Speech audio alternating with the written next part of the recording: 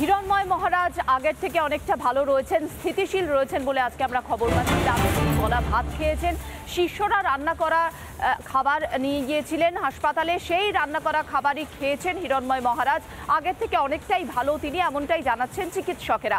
সরাসরি চলে যাব হাসপাতালের সামনে থেকে। ঐন্দ্রিলা রয়েছেন আমার প্রতিনিধি এই মুহূর্তে, তার সঙ্গে শিষ্যরাও রয়েছেন যারা হিরণময় মহারাজের শিষ্য। ঐন্দ্রিলা, শিষ্যরা পৌঁছে গিয়েছেন, তারা রান্না করা খাবার নিয়ে গিয়েছিলেন হিরণময় মহারাজের সঙ্গে। কি বললেন হিরণময় মহারাজ, তাদের সঙ্গে সাক্ষাৎ হয়েছে কিনা, কেমন আছেন তিনি?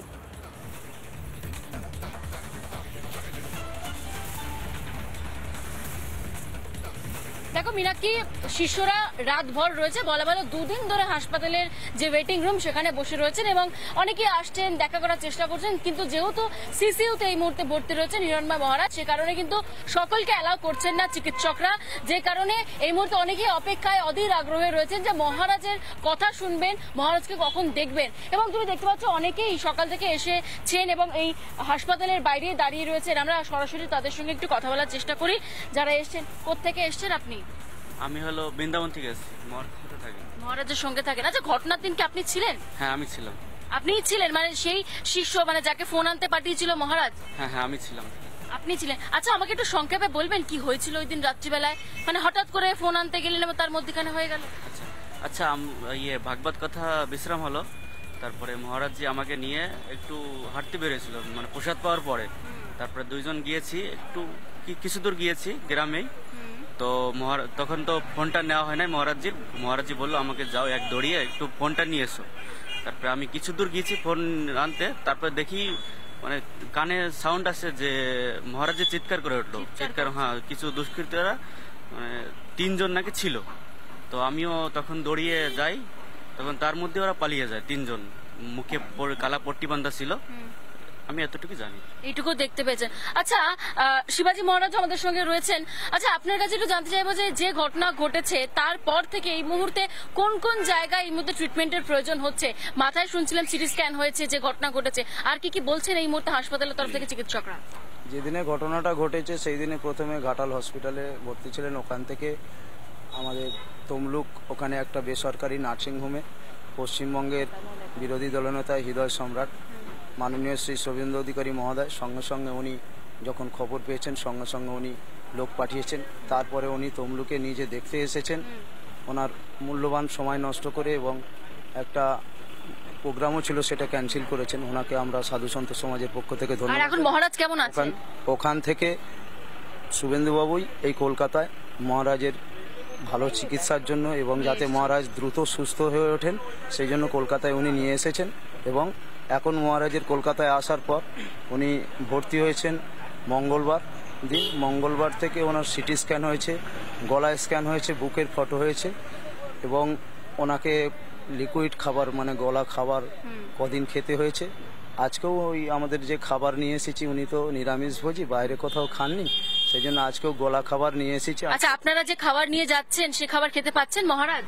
হ্যাঁ, ওই গলা খাবার উনি খেতে পারছেন। হসপিটালে তো কোনো এখনো পর্যন্ত সংকট কেটেছে মহারাজের? কি এখনো সংকট কেটেছে? কি বলছেন চিকিৎসকরা? আপনারা তো নিশ্চয়ই খবর নিচ্ছেন। মহারাজের এখনো মানে ঠিক মতো সুস্থ হয় নাই, যেহেতু কালকে সিসিইউ রুমে ছিলেন, সিসিইউ রুম থেকে কালকে ট্রান্সফার করেছেন সিএসডিউ মনে হচ্ছে, সেখান থেকে ট্রান্সফার করা হয়েছে। মহারাজ যে কালকে এই গত রাত্রে ট্রান্সফার করা হয়েছে। আচ্ছা, এই যে ঘটনা ঘটলো, আপনারা বলছেন আমরা এই ঘটনা মেনে নেবো না, এক্ষেত্রে দাঁড়িয়ে কি করবেন? মহারাজের ওপর যে আক্রমণ সেটা মেনে নিচ্ছেন আপনারা? না, একদমই না। যেহেতু মহারাজজির যেখানে প্রোগ্রাম ছিলেন সেখান থেকে হাইকোর্ট থেকে অর্ডার ছিলেন যে একটা নোটিশে দেওয়া হয়েছিল যে পুলিশ সব সময় থাকবেন, যেহেতু পুলিশরা কোনো কিছু করেননি, পুলিশরা ওখানে ছিলেন না, এবং কি সেই নোটিশটা দেওয়া হয়েছিল যে এই নোটিশে মানে কাজ হচ্ছে না, বা আদালত থেকে দেওয়া হয়েছিল হাইকোর্ট থেকে। মানে আপনারা বলছেন যে সেখানে পুলিশ থাকলে হয়তো এই কাজটা হতো না, রাত্রিবেলা যখন হাঁটতে বেরিয়েছিলেন? হ্যাঁ হ্যাঁ, একদম হতো না, এই কাজটা হতো না। রাজ্য জুড়ে আমরা দেখছি অনেকেই এর প্রতিবাদ করছে, আপনারাও তো, আপনার গলাও তো মালা রয়েছে। কি বলবেন আজকে মহারাজের এই অবস্থা? কি মনে হচ্ছে, মনের অবস্থা কেমন? হিন্দু সমাজকে এখন একজোট হতে হবে। একজোট না হলে সাধু সামন্তদের কোনো হবে না, অস্তিত্ব থাকবে না। অস্তিত্ব থাকবে না যদি একজোট না। হিরণময় মহারাজের সঙ্গীরা বলছেন হিন্দু ঐক্যের কথা, হিন্দু সন্ত সমাজকে এক হতে হবে, হিন্দুদের এক হতে হবে। যদি এই ধরনের হামলা একের পর এক ঘটতে থাকে তাহলে সামনে কিন্তু বড় বিপদ। ধন্যবাদ ঐদ্রিনা। প্রার্থীরা যেভাবে আন্দোলনে নেমেছিল রাস্তায়, সেটা গোটা বাংলার মানুষ দেখেছেন। কিভাবে তাদের উপর অত্যাচার হয়েছিল গোটা বাংলার মানুষ দেখেছেন। এবার পথে নামার হুঁশিয়ারি দিচ্ছে যারা বাংলার সন্ত সমাজ, তারা এবার পথে আন্দোলনে নামবে। কেন? কারণ যেভাবে পশ্চিম মেদিনীপুরের দাসপুরে আক্রান্ত হতে হলো হিরণময় মহারাজকে, এবং তার এখন যা শারীরিক অবস্থা, যা দেখে তার শিষ্যরা এবং সন্ত সমাজ তারা প্রশ্ন তুলছেন যে হিন্দু সন্ন্যাসীদের সুরক্ষা কোথায়। একেবারে হাসপাতালে পৌঁছে গিয়েছিলেন স্বর্ণালী, কথা বলেছেন হিরণময় মহারাজের সঙ্গে। তিনি সেই দিনকার ভয়াবহ অভিজ্ঞতার কথা জানাচ্ছেন যে কিভাবে ঘটলো তার সাথে এরকম ভয়াবহ ঘটনা। নির্ভয়ে হিন্দু সন্তদের সুরক্ষার প্রশ্ন করতেন বলেই কি তার উপরে এই হামলা?